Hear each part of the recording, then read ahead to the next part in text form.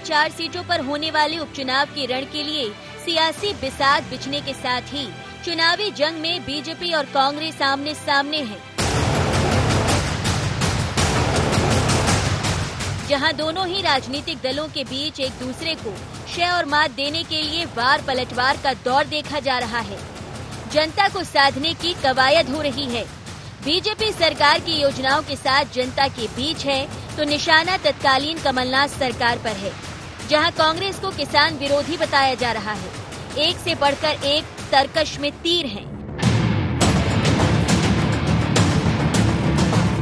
तो वहीं चुनावी स्ट्रैटेजी ऐसी कि चारों ओर से हो सके घेराबंदी, वहीं विपक्ष को नकारते हुए उसे कागज की नाव बताया गया। कांग्रेस, मैंने कहा ना, डूबता जहाज ही नहीं है, ये कागज की वो कश्ती है जो कभी भी डूब जाएगी। अब तो हालात कांग्रेस का भी बचे हैं, इसलिए चाहे वो इकट्ठे हों चाहे नहीं हो, हम तो कहते हैं बहुत अच्छी बात है, बिल्कुल इकट्ठे हों, लेकिन जो इकट्ठे होते हैं वो ये कहते हैं कि फसल मैं बोता हूं, कोई और काट ले जाता है। माननीय दिग्विजय सिंह के छोटे भाई लक्ष्मण सिंह, उनके भाई, उनको ये कहते हैं कि बूथ पर कांग्रेस बची नहीं है, अध्यक्ष तो छोड़ दो। तो कांग्रेस के हाल ये हैं, इसलिए अब केवल और केवल अपने अस्तित्व की लड़ाई कांग्रेस मध्य प्रदेश के अंदर तो लड़ी रही है, देश के अंदर भी यही हालत है। चारों सीट पर होने वाले चुनाव दोनों दलों के लिए प्रतिष्ठा का प्रश्न नजर आ रहे हैं। दोनों ओर से अपनी अपनी रणनीति के साथ मेल मुलाकातों से राजनीतिक गलियारों में चर्चा गर्म है। हालांकि नेता इसे औपचारिक चर्चा बताते नजर आए। कई काम रहते हैं व्यक्तिगत, प्रदेश के हित की कुछ राजनीतिक चर्चाएं भी होती हैं, कुछ मेरे व्यक्तिगत काम थे। कई बातें राजनीतिक के ऊपर उठ के सोचना विचारना पड़ती है और कार्य रूप देना पड़ती है। तो वो चुनाव में पूरी तरह से बीजेपी कमलनाथ पर अटैकिंग मोड में दिख रही है। मध्य प्रदेश में तो एक छत्र कमलनाथ ही है। देखो, मुख्यमंत्री बनना हो तो कमलनाथ, मुख्यमंत्री नहीं बने नेता प्रतिपक्ष बनना हो तो कमलनाथ, कांग्रेस का अध्यक्ष बनना हो तो कमलनाथ, स्टार प्रचारक बनाना हो तो कमलनाथ, युवाओं के नेता नकुलनाथ, बाकी कांग्रेस हो गई अनाथ। आरोप है, सवाल है, पर जवाब नहीं, बल्कि सवाल के सामने सवाल खड़ा नजर आ रहा है। आप जनता को हिसाब दे दीजिए अपने 16 साल का। ये जो बेरोजगार नौजवान है, इनको हिसाब दे देना। आप जो ये किसान हैं,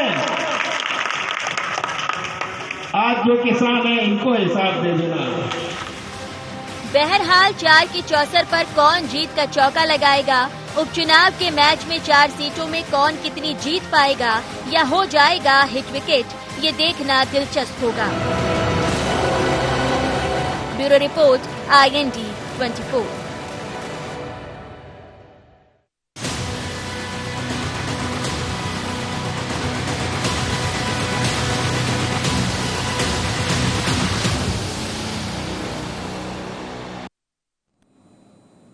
नमस्कार, IND एजेंडा में आपका स्वागत है। मैं हूं आपके साथ नाज़नीन नकवी। चर्चा को विस्तार देंगे, लेकिन पहले नजर एजेंडा पॉइंट्स पर।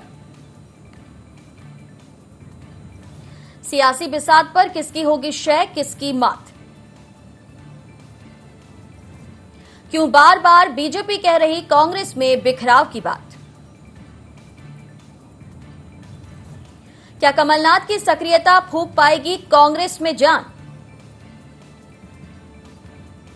क्या मेल मुलाकातों से बढ़ी सियासी गहमा गहमी? जी हां, बाजार लगातार चर्चाओं का गर्म है। एक दूसरे पर निशाना साधा जा रहा है, एक दूसरे से सवाल पूछे जा रहे हैं, साथ ही जनता के हितों की बात की जा रही है। लेकिन ये लड़ाई एक बार फिर से 15 साल और 15 महीनों की नजर आ रही है। एक दूसरे से सवाल पूछने में अगर देखा जाए तो एक दूसरे के कामों का बखान किया जा रहा है और साथ ही साथ अपनी खूबियां भी गिनाने पर पूरा जोर है। लेकिन जनता के हितों की असल बात कौन कर रहा है? क्योंकि देखा जाए तो जनता लगातार परेशान परेशान है बढ़ती पेट्रोल डीजल की कीमतों से। सब्जियों की अगर हम बात करें तो उसके लगातार दाम बढ़ रहे हैं। बेरोजगारी को लेकर किसान अपने सवाल पूछ रहे हैं। तो तमाम मुद्दे हैं, लेकिन ऐसा देखा जा रहा है कि इन चुनावों पर सारा दारोमदार टिका हुआ है। प्रतिष्ठा का प्रश्न बनते ये उपचुनाव नजर आ रहे हैं। चर्चा को विस्तार देंगे और समझने की कोशिश करेंगे कि आखिर एक दूसरे को पटखनी देने के लिए अभी तर्कश में और कितने तीर है। मेहमानों से परिचय करा देती हूँ। हमारे साथ डॉक्टर दिव्या जुड़ रही हैं, बहुत स्वागत है आपका। बीजेपी का पक्ष रखेंगी। हमारे साथ ब्रिजेश जी जुड़ रहे हैं, कांग्रेस का पक्ष रखेंगे, बहुत स्वागत है।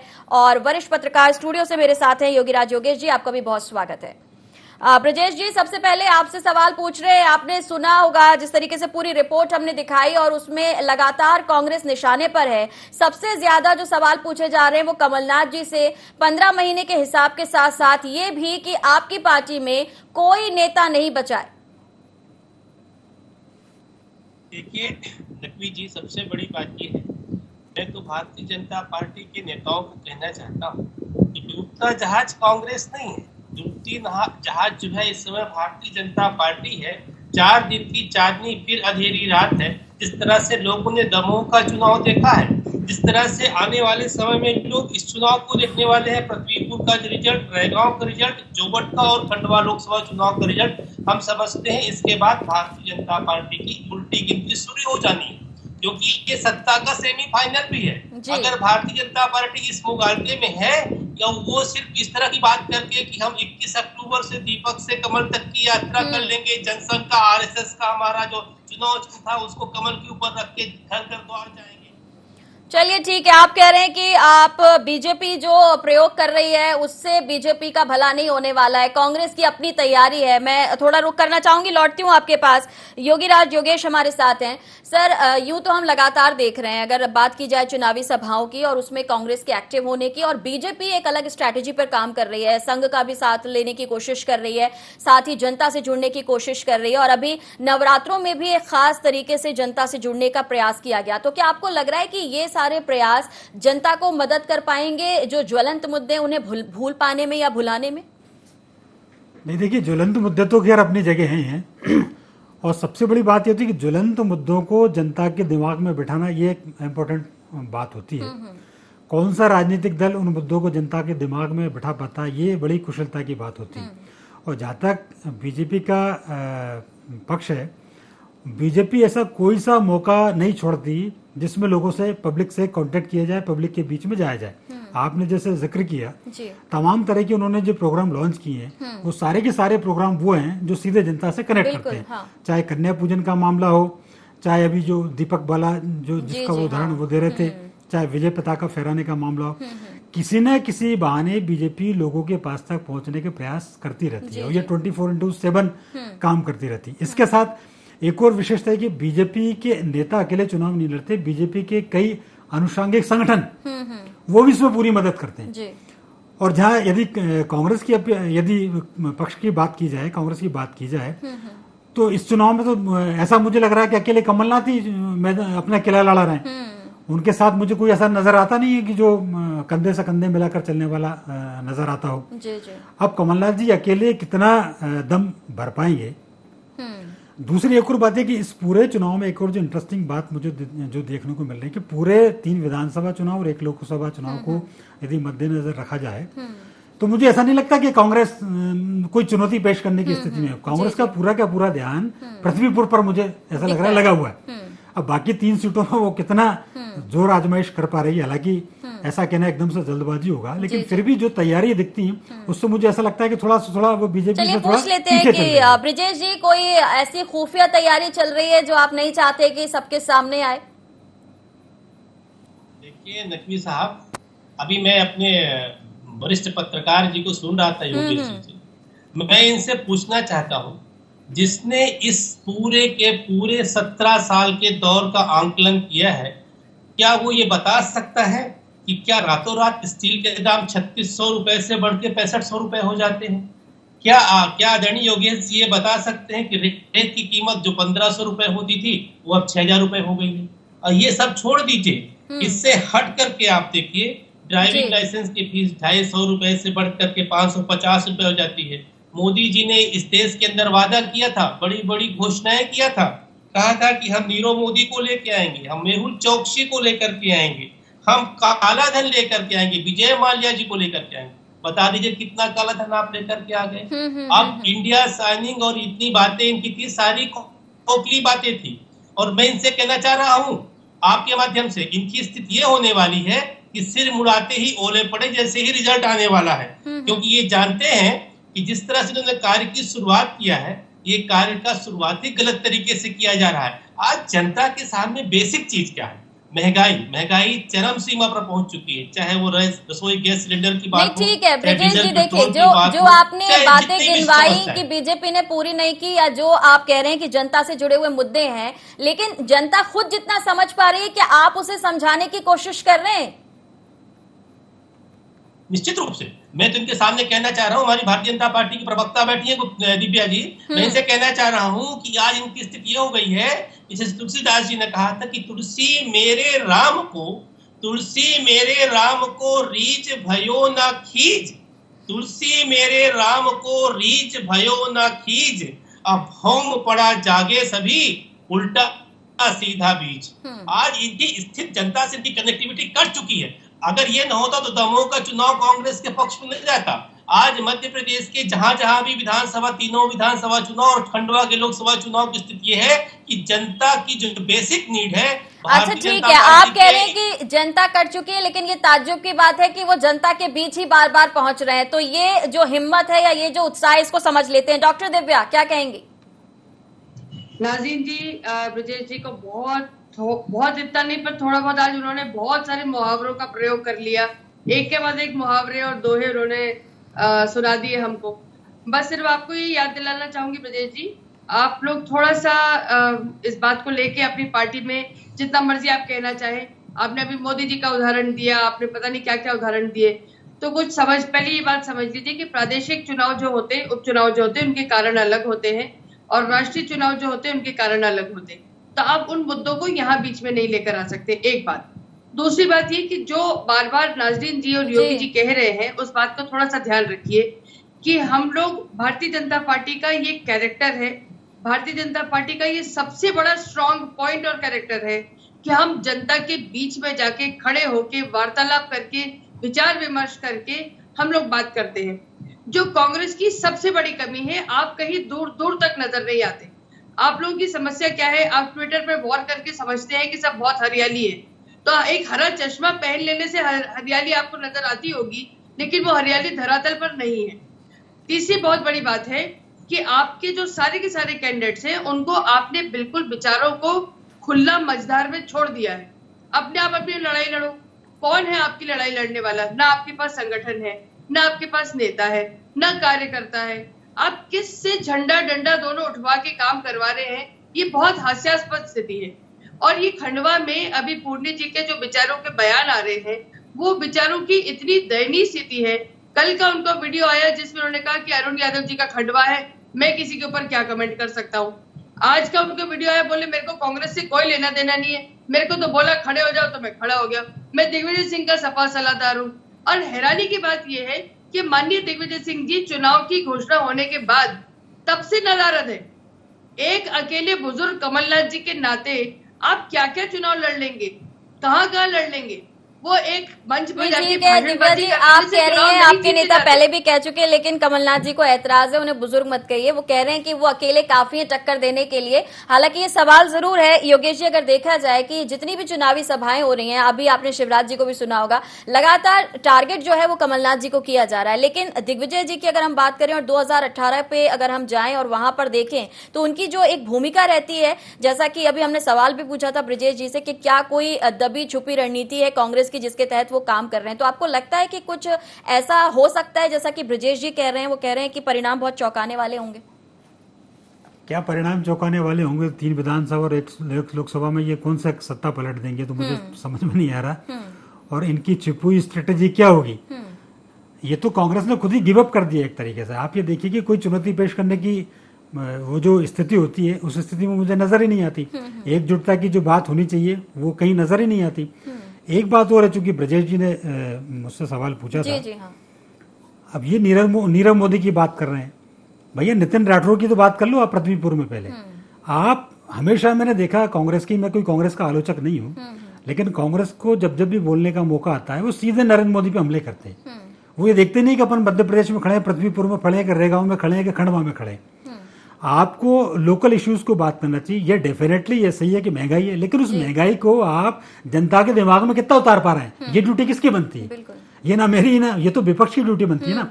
और मैं तो एक पत्रकार होने के नाते मैं ये चाहता हूं कि विपक्ष इतना मजबूत हो कि वो सरकार की नींद हराम कर दे, लेकिन मुझे ऐसा कुछ नजर ही नहीं आता।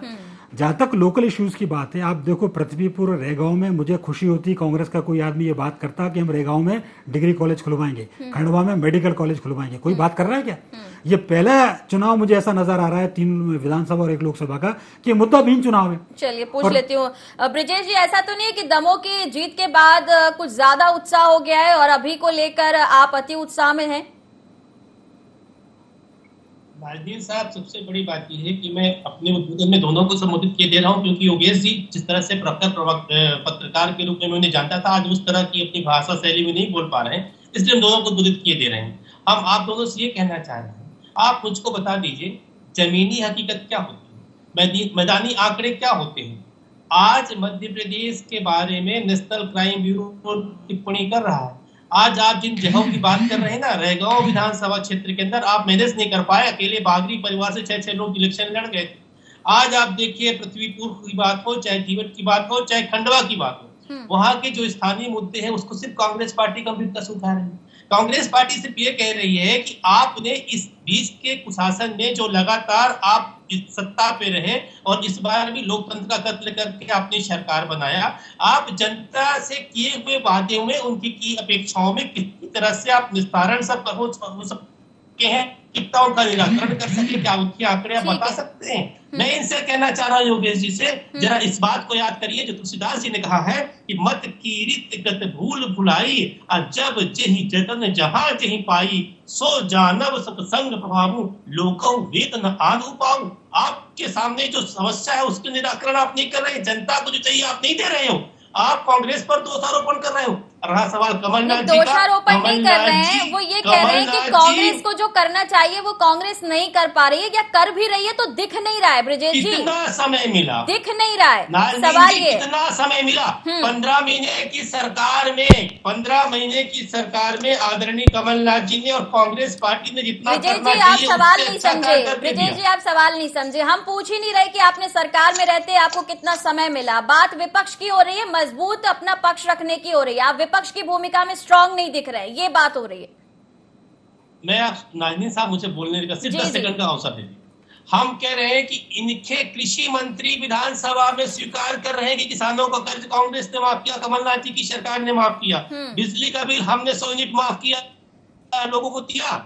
हमने स्वामीनाथन आयोग की रिपोर्ट को लागू करने का प्रयास किया। सबसे बड़ी बात जो थी, गेहूं, धान, कपास, अरहर, सरसों, सोयाबीन, लहसुन, प्याज, टमाटर, गन्ने बोनस देने की जो बात हमने किया था उसको 1.5 साल के अंदर करके दिया, जो इनकी सरकार अब तक नहीं कर पाई। भारतीय जनता पार्टी की सरकार सिर्फ झूठ बोलती है, झूठ बोलने की वो इंटरनेशनल यूनिवर्सिटी से पीएचडी कर रखा है। चलिए ठीक है, क्या इससे कोई फर्क पड़ेगा? बीजेपी को पूछ लेती हूँ। बोलिए दिव्या जी, क्या लगता है? आरोप लगाए जा रहे हैं, ये कहा जा रहा है, कमलनाथ जी भी कह रहे थे कि जो योजनाएं चल रही थी उन्हें बंद करने की वजह ये थी कि उनमें भ्रष्टाचार बहुत हो रहा था, और अलग अलग विषय लेकर जनता के बीच में कांग्रेस जा रही, जैसा कि ब्रिजेश जी कह रहे हैं। क्या लगता है आपको, जो सीधे जनता से जुड़ने वाले मुद्दे हैं उसको देखते हुए जनता पर असर पड़ेगा कांग्रेस की बात का?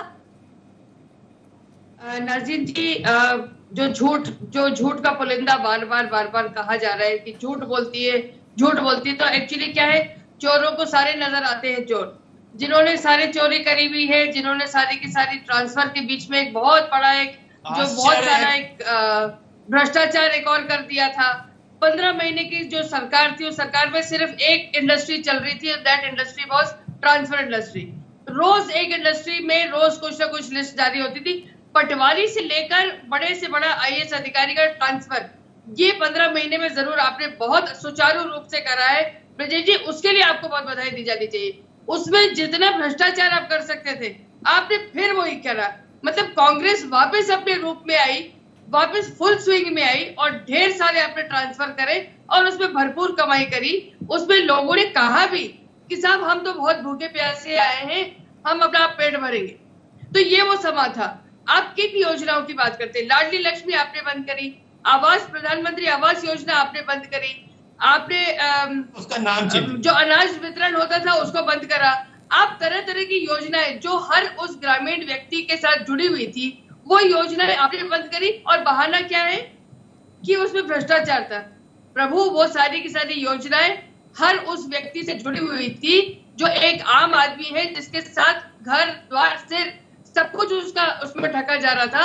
आप लोगों ने अपनी संकीर्ण मानसिकता के कारण वो सब योजनाएं आपने बंद करी। लेकिन डॉक्टर दिव्या इन सब बातों को तो काफी समय हो गया, अब तो आपको भी सरकार में रहते हुए काफी समय हो गया है, लेकिन अब जो मुद्दे हैं, आपको नहीं लगता कि बीजेपी का कंपटीशन, अगर आप नहीं मानते कि कांग्रेस रेस में है, तो खुद बीजेपी के साथ हो गया है?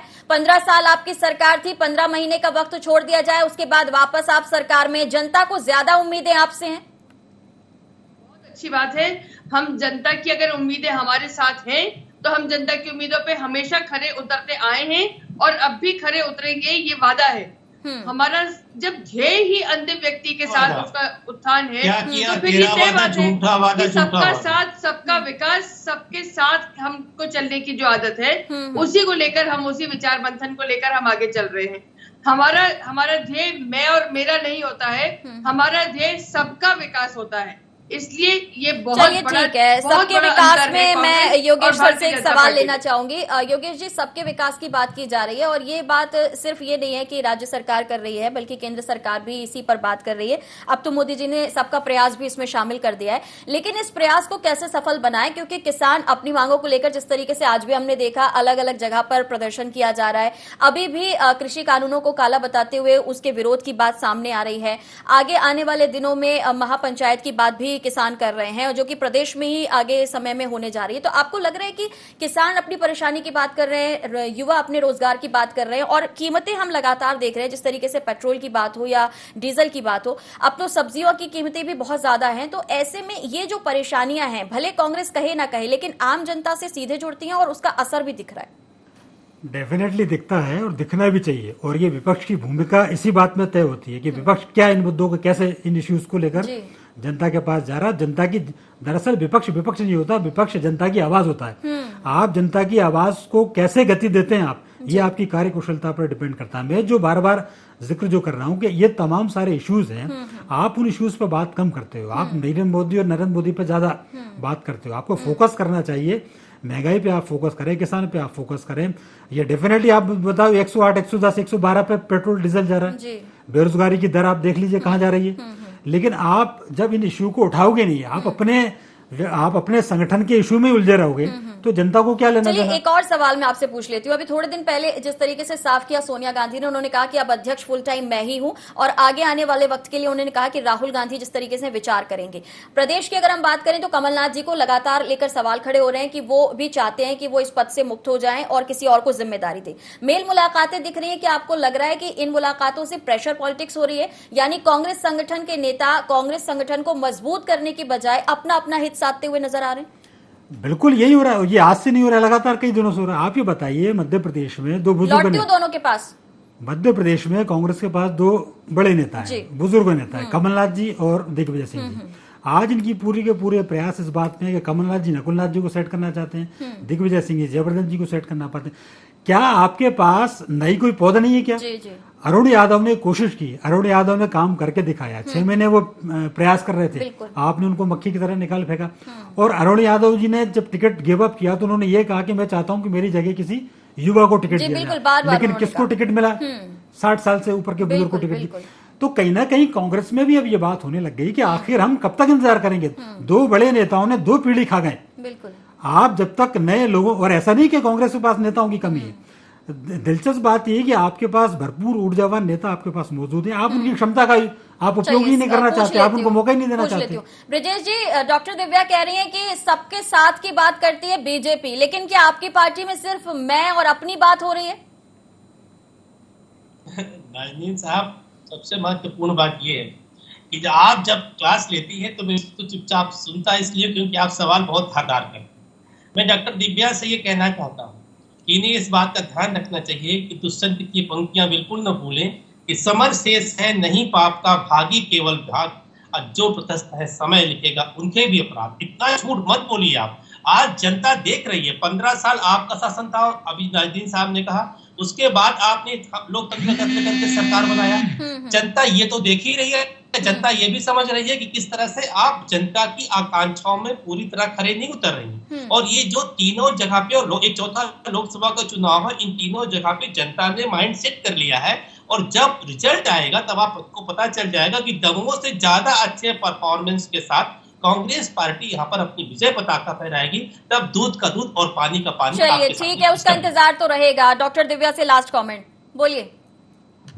नाज़रीन जी, आपने बहुत अच्छा एक विषय छेड़ा था, मैं उसी विषय पर आना चाहूंगी। कांग्रेस का बहुत बुरा इसलिए हाल है कि प्रदेश में भी वही हाल है जो देश में है। जो यहाँ पर अध्यक्ष पद एक के पास, वही नेता प्रतिपक्ष के पास, वही एक बेचारे कमलनाथ जी लगे हुए हैं चुनाव को संभालने। और अगर वही देश की बात करी जाए तो माननीय सोनिया गांधी जी, अब मैं फिर एक वर्ड यूज करूंगी कि बुजुर्ग हैं, बीमार हैं, लेकिन फिर भी उसके बावजूद उनको ये डिक्लेयर करना पड़ता है कि साहब मैं ही आपको क्या वास्ता है? नहीं, कोई दिक्कत नहीं। आपकी पार्टी पर खरे उतर रहे हैं, पार्टी है, इससे आपको क्या आपत्ति है? स्वयं स्वाहा करें। आप अपनी पार्टी में क्या कर रही है, क्या नहीं कर रही, आप तय करिए। मेरे को बोल लेने दीजिए, बोल लेने। इसमें जनता का कोई, चलिए मेरे पास वक्त नहीं है। डॉक्टर दिव्या, आप अपनी बात पूरी कीजिए। अपनी पार्टी को स्वयं स्वाहा करिए। लोकतंत्र में आप किसी पार्टी के अंदर क्या चल रहा है आप नहीं अपनी लकीर लंबी करने में विश्वास रखते हैं। हम अपनी लकीर लंबी करने में विश्वास रखते हैं। हम अपना काम करने में विश्वास रखते हैं। हम जनता के बीच जाने में विश्वास रखते हैं। हम जनता के बीच के कार्यकर्ता हैं। चलिए ठीक है, बहुत शुक्रिया। अब जनता ही तय करेगी आने वाले वक्त में कि उसे किस पर विश्वास है। लेकिन देखना होगा कि विरोधियों की घेराबंदी जिस तेजी से हो रही है, इस रण में कौन किसे पटखनी देगा। हालांकि दोनों ही दल अपनी अपनी जीत के दावे कर रहे हैं, लेकिन परिणाम दिलचस्प होंगे। फिलहाल इतना ही, दीजिए इजाजत, नमस्कार।